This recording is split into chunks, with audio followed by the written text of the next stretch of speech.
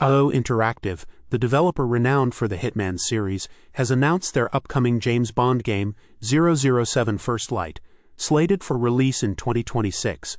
Originally known as Project 007, this game offers a fresh narrative by exploring the origins of James Bond, focusing on his transition from a naval officer to a candidate for the Elite 00 status. By presenting a younger, more relatable version of Bond, the game aims to appeal to a younger audience, potentially unfamiliar with the traditional Bond films. This creative direction allows for a unique storyline that deviates from established Bond canon, providing freedom for innovative gameplay experiences. The game will feature a blend of stealth and action, leveraging IO Interactive's expertise in crafting intricate, stealth-focused gameplay, while also incorporating the high-octane thrills synonymous with the Bond franchise. Players can expect to explore various global locations, delve into Bond's relationships, and utilize his signature gadgets and vehicles. 007 First Light will be accessible on all major platforms, including PS5, Xbox Series X, Nintendo Switch 2, and PC. The decision to focus on Bond's formative years not only aims to make the character more relatable but also facilitates faster development, as highlighted by franchise director Jonathan Lakai. The game's reveal at the PlayStation State of Play has generated significant excitement, with more insights promised at the upcoming Summer Game Fest 2025. This new chapter in the Bond gaming saga is set to captivate both longtime fans and newcomers with its innovative approach and immersive gameplay.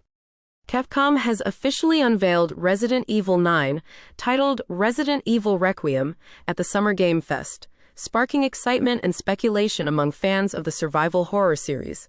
Interestingly, references to this upcoming game were reportedly hidden in Resident Evil 7, which was released 8 years ago. A note found in Resident Evil 7, penned by Alyssa Ashcroft, an investigative journalist from Resident Evil Outbreak, hints at a missing persons case that seems to tie into the narrative of the new title.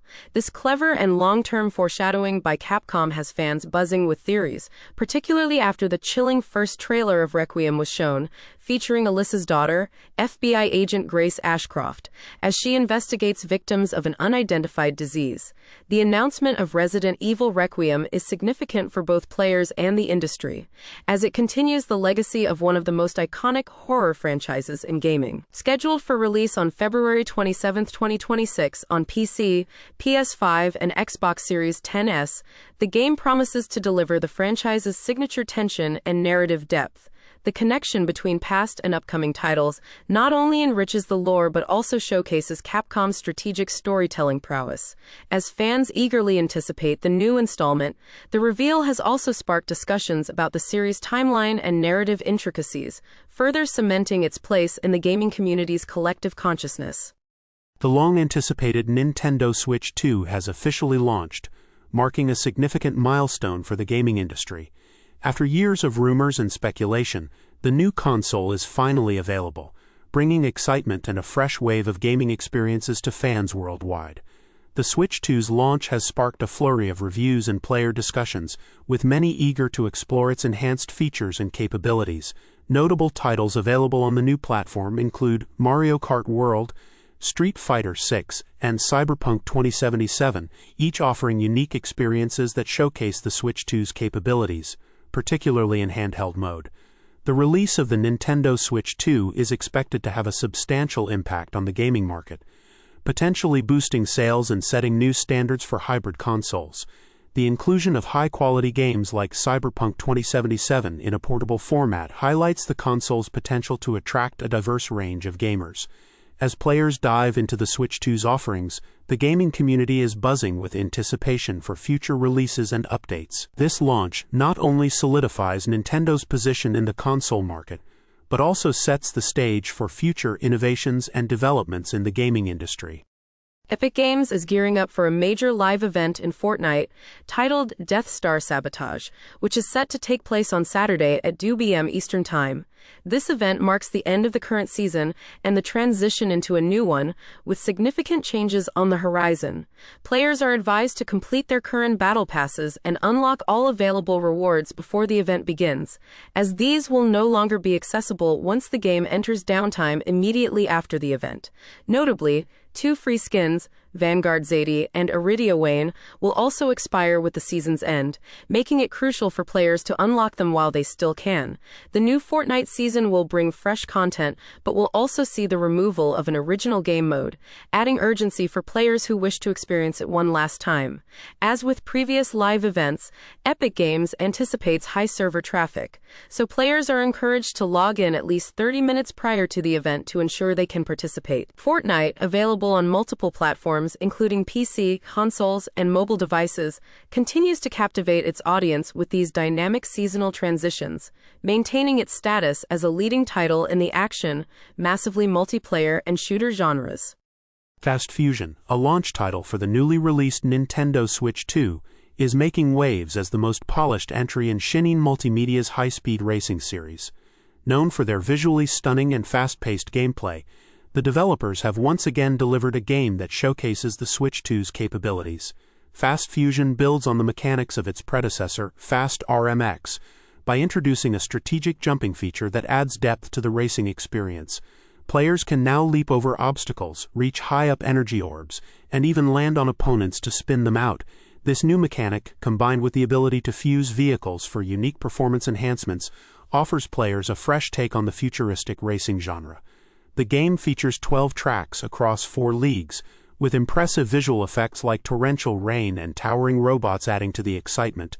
While the track count is lower than previous entries, Shin'en has promised free content updates that will likely expand the game further. Fast Fusion also includes various modes such as Championship, Time Attack, and Superhero mode, the latter drawing comparisons to the beloved F-Zero series due to its mirrored stages and risk-reward boost mechanics. Multiplayer options are robust, with split-screen play supporting up to 4 players and the new Game Share feature allowing 2 players to race together across different Switch models.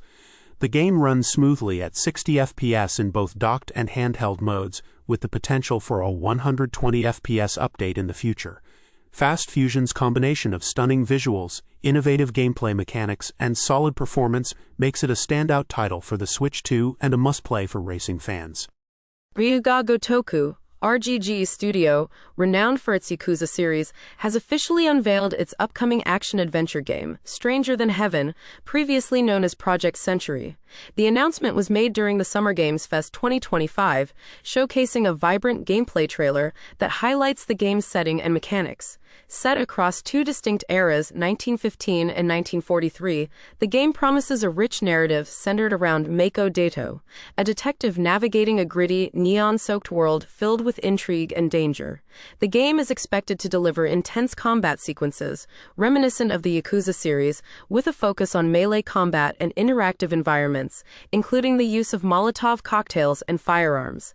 Despite the anticipation generated by the new trailer, Sega and RGG have yet to confirm a release date or platform details for Stranger Than Heaven. With the game's development seemingly in its early stages, it is unlikely to launch before 2026. Given RGG's history with the Yakuza franchise, fans speculate that the game will be available on PlayStation, Xbox, and PC. Though a Nintendo Switch release seems improbable due to the game's graphical demands, the inclusion of morality testing decisions, such as choosing mercy or brutality during confrontations, adds a new layer to the gameplay, setting it apart from previous titles by RGG.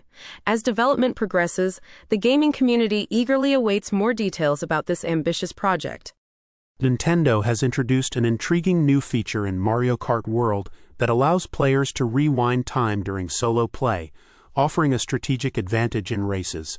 This new mechanic, accessible by pressing down on the D-pad, enables players to rectify mistakes or dodge incoming threats like the notorious blue shell. However, the rewind function comes with limitations. It can only be used in solo modes, not in online matches. And while it allows the player to move back in time, other non-player characters, NPCs, continue racing forward. This can lead to a loss of position if not used judiciously, especially in high-speed 150cc races where every second counts. The introduction of the rewind feature is particularly beneficial for beginners who may find themselves in tricky situations. It provides an opportunity to learn from mistakes without the pressure of losing a race outright. Despite its limitations, the Rewind tool is a valuable addition for players looking to explore the game's free roam missions or collect items like the Peach medallions. While experienced players might prefer to tackle challenges head-on, the ability to rewind offers a safety net that can enhance the overall gaming experience, making Mario Kart World more accessible and enjoyable for a wider audience. At the recent Summer Game Fest, Ian Prue, CEO of 1047 Games, made headlines with a controversial statement regarding the state of multiplayer first-person shooter, FPS games.